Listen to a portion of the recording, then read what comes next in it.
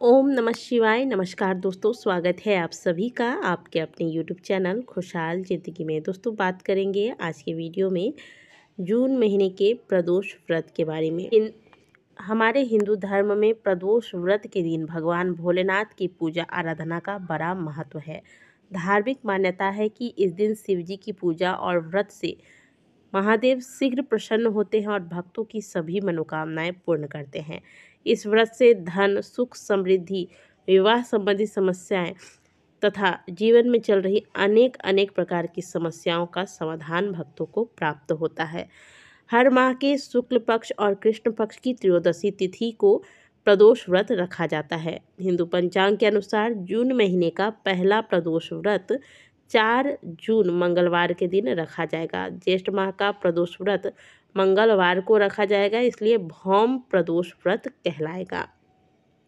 इस दिन शिव जी के साथ साथ बजरंग बली की पूजा का भी बड़ा महत्व होगा, क्योंकि ज्येष्ठ मास के मंगलवार में विशेष करके हनुमान जी की पूजा करी जाती है और जिसे कि बड़ा मंगलवार कहा जाता है। जानते हैं भौम प्रदोष में पूजा का शुभ मुहूर्त क्या होगा, तिथि का प्रारंभ तथा समापन कब होगा। हिंदू पंचांग के अनुसार ज्येष्ठ मास के कृष्ण पक्ष की त्रयोदशी तिथि का आरंभ 4 जून को सुबह 12:18 पर होगा, जो कि रात में 10:01 पर समाप्त होगा। त्रयोदशी तिथि के साथ साथ प्रदोष का जो समय है वो हमें 4 जून को प्राप्त हो रहा है, इसीलिए इस बार 4 जून को प्रदोष व्रत रखा जाएगा। मंगलवार होने की वजह से इसे भौम प्रदोष के नाम से जाना जाएगा।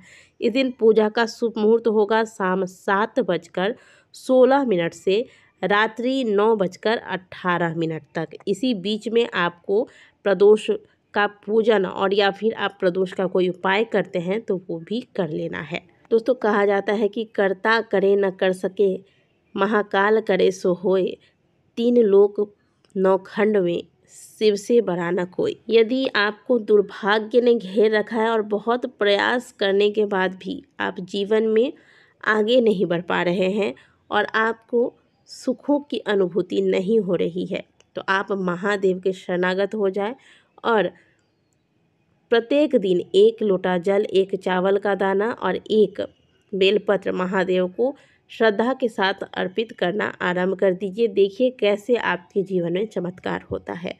बात कर रहे हैं प्रदोष की, तो प्रदोष के दिन यदि आप व्रत रखते हैं तब तो बहुत अच्छी बात है, लेकिन अगर व्रत नहीं रखते हैं तो भी शिव भक्तों के लिए यह दिन बहुत महत्वपूर्ण होता है। इस दिन महादेव अत्यंत प्रसन्न मुद्रा में रहते हैं, इसीलिए कहा जाता है कि महादेव की पूजा इस दिन यदि प्रदोष काल में की जाए तो महादेव अपने भक्तों पर बहुत जल्दी रिझ जाते हैं और उनकी मनोकामनाएं जल्दी पूर्ण होती हैं। इसीलिए व्रत करें या ना करें, लेकिन प्रदोष के दिन प्रदोष काल में एक नियम बना लें कि वह समय जो है, प्रदोष का ये जो समय है वह किसी और के लिए नहीं, केवल और केवल महादेव के लिए होगा। अब ऐसी बात नहीं है कि आप महादेव की पूजा केवल अपनी स्वार्थ के लिए करें, आपको कोई चीज़ चाहिए, आपको मनोकामना पूर्ति करनी है तो ही आप महादेव की पूजा करें, ऐसा बिल्कुल होना नहीं चाहिए। देखिए वह परमपिता हैं और बच्चों को जब भी कोई चीज़ चाहिए होती है तो वो अपने माता पिता से ही मांगते हैं, यह बात सिद्ध है। लेकिन इसके साथ साथ उनके लिए मन में सच्ची श्रद्धा हो, विश्वास हो, यह भी बहुत आवश्यक है। आप बेशक महादेव से मांगिए, जब पूजा करने चाहिए उनसे मांगिए। आप उनसे नहीं मांगेंगे तो किसी और से क्या मांगेंगे, देने वाले केवल महादेव ही हैं। लेकिन जितनी भी देर महादेव की पूजा करते हैं बिल्कुल श्रद्धा के साथ करें और कभी मन में ये बात ना लाए कि मैंने इतने दिन जल चढ़ाए, इतने उपाय किए, अभी तक कोई फल नहीं मिला है। इस तरह की बातें मन में ना लाने दें, क्योंकि इस तरह की बातें जब मन में आती हैं तब महादेव पर से विश्वास हट जाता है। ऐसा सोचना मतलब आपके विश्वास में कहीं ना कहीं कमी है और इसी प्रकार से महादेव अपने भक्तों के विश्वास की परीक्षा लेते हैं। तो दोस्तों मैं ज़्यादा समय नहीं लूँगी, बस इतना ही कहूँगी कि प्रदोष के दिन किसी भी प्रकार से महादेव के मंदिर पहुँच जाइए। अगर आप कोई उपाय करना चाहते हैं तो उपाय करें, पूजा कर रहे हैं, व्रत कर रहे हैं, अच्छी बात है। लेकिन अगर ये सब नहीं भी कर रहे हैं, ऑफिस जा रहे हैं, ऑफिस से आते वक्त समय बना लें कि इस समय महादेव के मंदिर जाना है, उनके आरती के दर्शन करने हैं, शिवलिंग के दर्शन करने हैं, उन्हें प्रणाम करना है।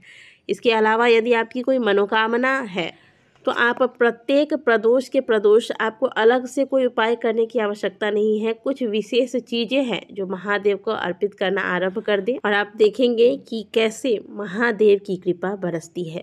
प्रत्येक प्रदोष के दिन आप यदि मंदिर नहीं जा सकते हैं और धन की इच्छा रखते हैं तो महादेव का स्मरण करके घर के मुख्य द्वार पर एक दीपक लगा दें। इससे धन में वृद्धि होती है। इसके अलावा मनोकामना पूर्ति के लिए प्रत्येक प्रदोष में एक कनेल का पुष्प ले लें, एक बेलपत्र ले लें और एक समी का पत्र ले लें और महादेव के मंदिर में प्रदोष काल में जाएं, 1 लोटा जल चढ़ाएं। यदि आपने पंचामृत वगैरह की व्यवस्था की है तो पंचामृत से महादेव का अभिषेक करें, पुनः जल चढ़ाएं। इसके बाद यह एक बेलपत्र, कनेल का पुष्प और समी का पत्र महादेव को एक एक करके समर्पित करें। समर्पित करते वक्त ओम नमः शिवाय या श्री शिवाय नमस्तुभ्यम बोलें। साथ में कुछ अक्षत के दाने जो कि टूटे ना हो महादेव के शिवलिंग पर अर्पित करें। कर्पूर से महादेव की आरती कर दें। नियम बनाकर ये आप करिए, प्रत्येक प्रदोष के प्रदोष करिए, शीघ्र ही महादेव की कृपा बरसेगी। यदि आप धन संबंधी समस्या से परेशान हैं या फिर कोई मनोकामना है जो पूरी नहीं हो रही है तो प्रत्येक प्रदोष पर एक दीपक बेल वृक्ष के नीचे शिव और पार्वती का स्मरण करके लगाइए और एक दीपक घर के मुख्य द्वार पर महादेव और माता पार्वती का ध्यान करके लगाइए। प्रत्येक प्रदोष को ये नियम बना लीजिए।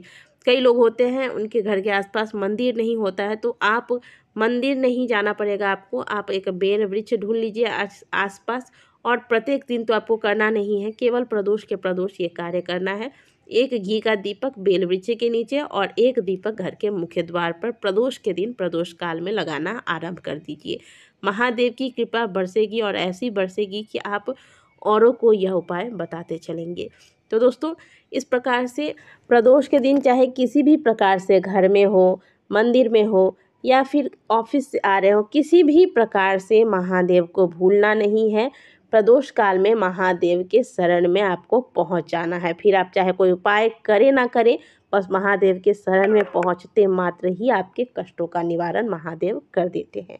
आशा करते हैं कि दी गई जानकारी आपको अच्छी लगी होगी। वीडियो अगर अच्छी लगी है तो वीडियो को लाइक कीजिएगा, कमेंट बॉक्स में हर हर महादेव अवश्य लिखिएगा। मिलते हैं आपसे अगली वीडियो में, तब तक के लिए ओम नमः शिवाय, हर हर महादेव।